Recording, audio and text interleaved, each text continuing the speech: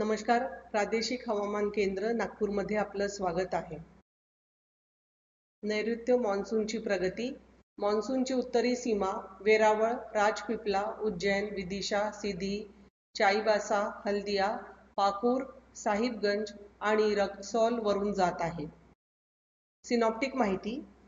वातावरणाच्या मध्य थरातील चक्रीय परिवलन जे साऊथ गुजरातवर स्थित आहे, त्यातून निघणारी द्रोणिका रेषा झारखंड पर्यंत जात आहे व ती मध्य प्रदेश आणि नॉर्थ छत्तीसगडतून जात आहे. आणखीन एक द्रोणिका रेषा साऊथ छत्तीसगड ते साऊथ महाराष्ट्रावरील प्रणालीत विलीन झाले आहे. यावर आधारित पुढील 3 दिवस हवामानाचा अंदाज असा आहे.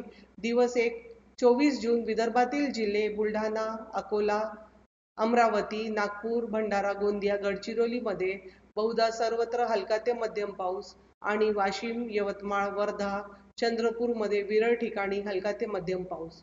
दिवस 2 25 जून विदर्भातील जिल्हे बुलढाणा, अकोला, अमरावती, चंद्रपूर, गडचिरोली, गोंदियामध्ये बहुधा सर्वत्र हलका ते मध्यम पाऊस आणि वाशिम, यवतमाळ, वर्धा, नागपूर, भंडारामध्ये विरळ ठिकाणी हलका ते मध्यम पाऊस.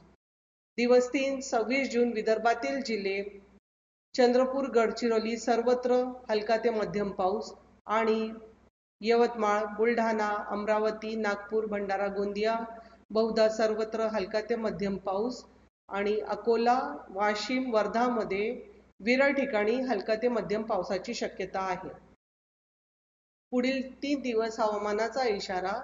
दिवस 1 24 जून विदर्भातील जिल्हे बुलढाणा, अकोला, अमरावती, गडचिरोलीमध्ये सतर्कतेचा इशारा दिला आहे.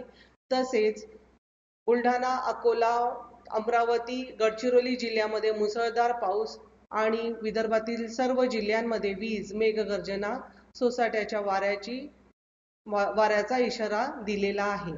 दिवस 2 25 जून विदर्भातील सर्व जिल्ह्यांमध्ये वीज, मेघगर्जना आणि सोसाट्याच्या वाऱ्याची शक्यता दर्शवली आहे. दिवस 3 26 जून विदर्भातील सर्व जिल्ह्यांमध्ये वीज, मेघगर्जना आणि सोसाट्याच्या वाऱ्याची शक्यता दर्शवली आहे. स्थानिक शहर हवामानाचा अंदाज. येणाऱ्या दिवसांमध्ये विदर्भातील सर्व शहरांमध्ये प्रामुख्याने ढगाळ वातावरण.